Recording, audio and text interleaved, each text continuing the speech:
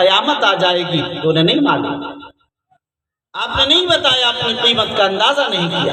ہم تو جھگڑنے میں لگ گئے، اختلافات میں لگ گئے، برادریوں کے جھگڑے، ذات برادری قبیلوں کے جھگڑے، مسلکوں کے جھگڑے، خاندانوں کے جھگڑے، بھائی بھائیاری کے جھگڑے، اتنے جھگڑے اور اختلاف ہیں۔ الامان والحفیظ، ان جھگڑوں نے ہمیں کمزور کر دیا۔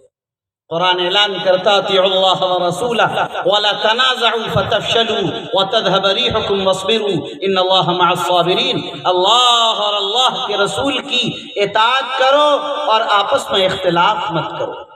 اگر اختلاف کرو گے جانتے ہو کیا ہوگا؟ قرآن کہتا فتفشلوا، تم لوگ بزدل ہو جاؤ گے۔ بتائیے کہ کیا بزدلی آ گئی نہیں آ گئی؟ اپنوں کے لیے تو لاٹھی ڈنڈا بندوق نکال لیتے ہیں، دوسروں کے سامنے بزدل ہو جاتے ہیں۔ تم بزدل ہو جاؤ گے، تمہاری طاقت، ہمت، جرأت کمزور پڑ جائے گی۔ آئے دن ہر آدمی محسوس کر رہا ہے ہماری طاقت، ہماری جرأت، ہماری ہمت، ہمارا حوصلہ کہاں چلا گیا؟ یہ کس نے کیا؟ اسی اختلاف نے کیا کہ آپ کے پیچھے کوئی طاقت نہیں ہے۔ اور دوسری بات فرمایا قرآن نے فَتَذْهَبَ رِيحُكُمْ، تمہاری ہوا اکھڑ جائے گی، تمہارا روب ختم ہو جائے گا، تمہارا دبدبہ ختم ہو جائے گا، تمہاری شان و شوکت ختم ہو جائے گی۔ بتائیے کہ ہمارا روب و دبدبہ رہ گیا؟ شوکت باقی رہ گئی؟ پہلے مسلمان کم تھے، کمزور تھے، مگر ان کی شان اور شوکت تھی، آج سب ختم ہو گئی۔ آج تو اس ملک کے سیاست دانوں کو ہمارے ووٹ کی بھی ضرورت باقی نہیں رہی۔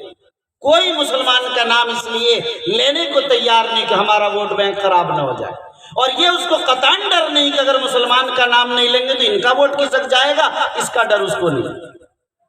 کس پارٹی کا نام لیجئے، بی جے پی کو تو چھوڑ ہی دیجئے، لیکن جو دوسری پارٹیاں جو سیکولر کا پورا تمغہ اپنے سر پر تمغہ امتیاز سجا کر اس صوبے میں پھر رہی اور ملک میں پھر رہی، ان کی صورتحال ہے، نام لینے کو تیار ہے۔ جو جتنا بڑا سیکولر ہے وہ اتنا زیادہ مسلمانوں سے دور ہے۔ میں ان کی کمی پر بات نہیں کر رہا، میں کہنا چاہتا ہوں کہ وَتَذْهَبَ رِيحُكُمْ، تمہاری ہوا اکڑ جائے گی، تمہاری شوکت ختم ہو جائے گی، تمہاری ہیبت کمزور پڑ جائے گی، تمہارا دبدبہ باقی نہیں رہے گا۔ آپ اس کا ایک عام مظاہرہ کر لیجئے، کوئی پرسان حال نہیں اس امت کا اور ملت کا اس وقت۔ یہ اسی اختلاف نے آپ کو یہاں تک پہنچایا۔ اس لیے آپ کو یہ دیکھنا چاہیے کہ ہم راستے سے ہٹ چکے ہیں۔ ہمارا مقصد یہ نہیں ہے۔ قرآن مجید نے کہا حالات تو آئیں گے، یہ حالات آتے جاتے رہتے ہیں، اور یہ تو اونچا اٹھانے کے لیے آتے ہیں۔ اب جو مسلمان ہوگا تو حالات آئیں گے، ایمان ہوگا تو حالات آئیں گے۔ ایسا کبھی نہیں رہا کہ یہی زمانہ سخت ہے اور یہی حالات مشکل ترین ہیں اور یہی فتنوں کا دور ہے اور یہی وہ حالات ہیں کہ لوگ کمزور پڑ گئے، ایسا نہیں ہے۔ ان مایوسیوں کو، ان نا امیدیوں کو، ان احساس کمتری کی باتوں کو ذہنوں سے ملت کے نوجوانوں نکال دینا چاہیے آپ کو، اور تاریخ کے صفحات پر آپ کی نظر رہنی چاہیے کہ یہ کچھ بھی حالات نہیں ہیں، اس سے سخت، بد سے بدتر اور نہایت بدترین حالات سے ہمیشہ یہ امت گزرتی رہی ہے۔ لیکن انہی حالات میں ان کا چراغ جلا ہے، اسی صف میں کوئی قائد پیدا ہوا ہے، اور اسی صف میں اللہ کا کوئی مخلص، کوئی برگزیدہ بندہ، کوئی مرد درویش پیدا ہوا، کھڑا ہوا ہے، جس نے پورے ملک کے نظام کو اور جس نے پوری ملت کی کایا کو پلٹ کر ایسا عظیم انقلاب برپا کیا کہ ملت کو پھر ایک عظیم مقام پر کھڑا کر دیا ہے۔ آج ضرورت اسی کی ہے کہ کوئی قائد پیدا ہو، کوئی عمر بن عبدالعزیز پیدا ہو جو آئے، محمد بن قاسم پیدا ہو جو آ کر اس ملک کو، اس ملت کو سنبھالا دے سکے۔ لیکن یہ نئی کوئی چیز نہیں۔ آپ اگر دیکھیں تو ہر زمانے میں 1857 کے حالات کو پڑھیں، 1947 کے حالات کو پڑھیں، کیسے مشکل ترین حالات، یہ تو ابھی کچھ بھی نہیں۔ اور یہ چیزیں آتی رہنی ایمان کی علامت بھی ایک چیز آپ کے ذہن میں رہنی چاہیے۔ قرآن کہتا ہے احسب الناس ان یترکوا ان یقولوا آمنا، لوگوں کا کیا خیال ہے کہ وہ لوگ چھوڑ دیے جائیں گے جبکہ وہ لوگ کہہ رہے ہیں کہ ہم ایمان لائے، ہم مومن ہیں، کلمہ طیبہ پڑھ رہے ہیں، لا الہ الا اللہ محمد رسول اللہ کا نعرہ بلند کر رہے ہیں اور ایمان والا ہونے کا دعویٰ کر رہے ہیں، اس کے باوجود انہیں چھوڑ دیا جائے گا؟ آزمایا نہیں جائے گا، ایسا نہیں ہو سکتا۔ ان یقولوا آمنا، لوگ کہیں ہم مومن ہیں، وہم لا یفتنون، آزمائے نہ جائیں، ایسا نہیں ہوگا۔ آزمائش کی بھٹی میں انہیں تپایا جائے گا، انہیں مشکل حالات سے گزارا جائے گا۔ اور یہ آج کا مسئلہ نہیں ہے، قرآن کہتا ہے یہ ہر زمانے میں رہا۔ وَلَقَدْ فَتَنَّا الَّذِينَ مِن قَبْلِهِمْ، ہم نے پہلوں کو بھی آزمایا، ہم بعد والوں کو بھی آزمائیں گے۔ اس آزمائش کا مگر مقصد کیا یہ سمجھ لیجئے، سمجھانے کی بات اصل یہ ہے، یہ جو آزمائش آتی ہے، حالات آتی ہے، یہ کیوں آتی ہے؟ قرآن کہتا ہے فَلَيَعْلَمَنَّ اللَّهُ الَّذِينَ صَدَقُوا وَلَيَعْلَمَنَّ الْكَاذِبِينَ، ہم آزما لیں کہ سچا کون ہے، جھوٹا کون ہے، ہم آزما لیں کہ مخلص کون ہے، منافق کون ہے، ہم آزما لیں کہ کامل ایمان والا کون ہے اور کمزور ایمان والا کون ہے جو ارتداد کی طرف چلا جا رہا ہے۔ آج دیکھ رہے ہیں کھڑا کھوٹا سامنے آ رہا ہے، مخلص اور منافق سب نکل کر سامنے آ جا رہا ہے۔ اسی لیے یہ حالات پیدا کیے جاتے ہیں، ان حالات میں آپ کو ایمان پر جمنا، راہ شریعت پر چلنا، راہ طریقت پر گامزن رہنا، مرضیات مولا پر زندگی گزارنا، اور ساری بوقلمونیاں، رنگینیاں اور ساری چیزوں کو چھوڑ کر اللہ کی رضا کے لیے زندگی گزارنا، سارے مشکلات سے گزر کر ایمان پر استقامت اختیار کرنا، یہ اصل ایمان والوں کی شان و علامت ہے۔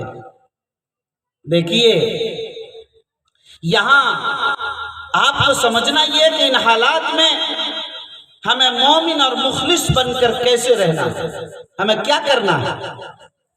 بات اصل یہ ہے، میں نے ایک بات کہی کہ سب سے پہلے آپ کو یہ ضروری ہے کہ آپ ہر فرد اپنی اپنی اصلاح کر دیں، اپنی اپنی اگر اصلاح کر لیں آپ کامل مسلمان بن جائیں۔ دوسروں پر محنت مت کیجیے، اپنے اوپر پہلے محنت کیجیے، اپنی ذات پر۔ ایک سال لے لیجئے کہ ہم اپنی ذات پر محنت کریں گے۔ کیا آپ کی نماز صحیح ہو گئی؟ کیا آپ کی نماز پابندی سے باجماعت مسجد میں ہونے لگی؟ کیا آپ تہجد کے پابند ہو گئے؟ کیا آپ کی زکوٰۃ، آپ کی صدقات، آپ کا عشرہ، آپ کا فطرہ، آپ کا چرم اور آپ کا فی سبیل اللہ خرچ کرنا یہ معمول بن گیا زندگی کا؟ کیا رمضان کے روزوں کے ساتھ شوال کے یا عاشورہ کے اور روزے نوافل اس کا اہتمام آپ کی زندگی میں ہو گیا؟ اگر آپ پر حج فرض ہے، اتنا مال ہے تو آپ حج سے فارغ ہو گئے؟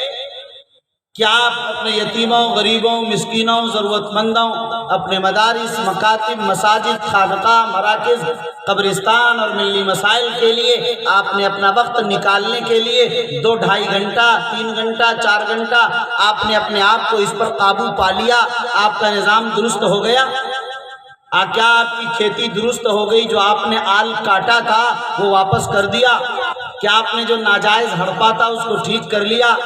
کیا آپ نے جو سودی نظام کے ساتھ زمین لیے یا دیے ہوئے تھے سود ورنا کے طور پر اس کا لین دین واپس کر لیا؟ کیا آپ نے یہ دیکھ لیا کہ اب میرا ہر قدم شریعت اور سنت کے مطابق اٹھ رہا اور چل رہا ہے؟ آپ کی زندگی میں سنت کی ساری چیزیں آ گئی؟ کیا حرام کے سارے طریقوں سے پرہیز کر کے حلال کے طریقے پر آپ کھڑے ہو گئے؟ 1 سال میں بھی اگر آپ نے اس پر قابو پا لیا خدا کی قسم آپ کامیاب ہو گئے۔ اب اس کے بعد آپ سوچئے ہم اپنے گھر والوں کی، اپنی بیوی بچوں کی کیسے اصلاح کریں، اور پھر اس کے بعد پڑوس اور محلے اور دوسرے لوگوں کی اصلاح کرنی ہے۔ فرد سے اصلاح شروع کیجئے، اور اصلاح کا طریقہ یہ ہے، اصلاح کیجئے، رات میں اپنا محاسبہ کیجئے، رات کے سوتے وقت میں کہ آج دن میں ہم نے کتنی اصلاح کی، کتنی بری چیزیں چھوڑی اور اچھی چیزوں پر کاربند ہوئے۔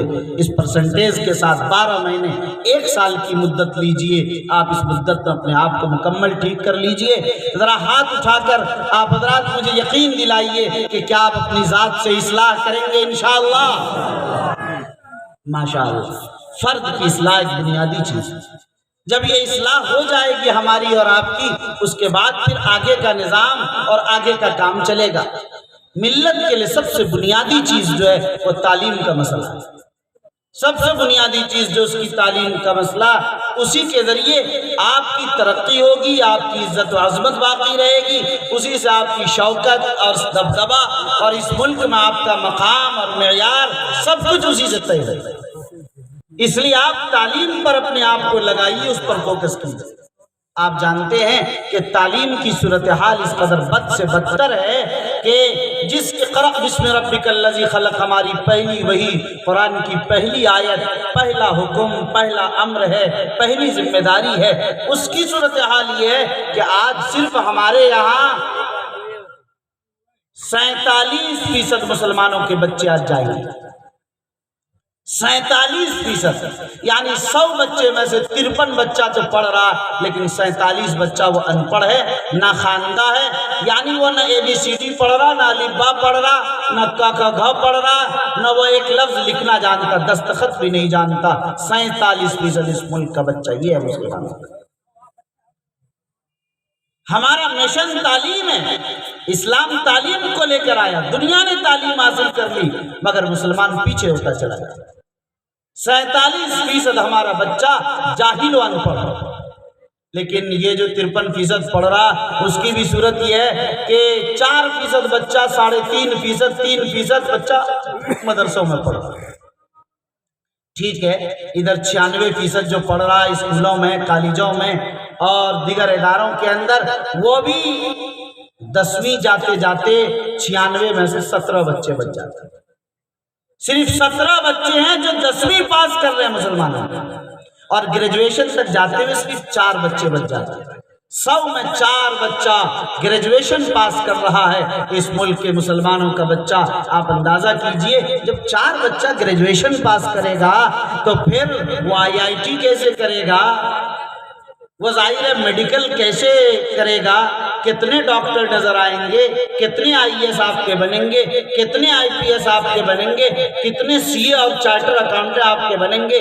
آپ پڑھاتے تو نہیں ہیں، لیکن خواہش ضرور ہوتی ہے کہ مسلمان ڈاکٹر نظر آنا چاہیے، مسلمان CA ہونا چاہیے، مسلمان انجینئر ہونا چاہیے، مسلمان پائلٹ دکھنا چاہیے، مسلمان IAS دیکھنا چاہیے، مسلمان IPS ہونا چاہیے۔ لیکن جب آپ کا 4% جا رہا ہے اور دوسری طرف سے 96% ہے، تو بتائیے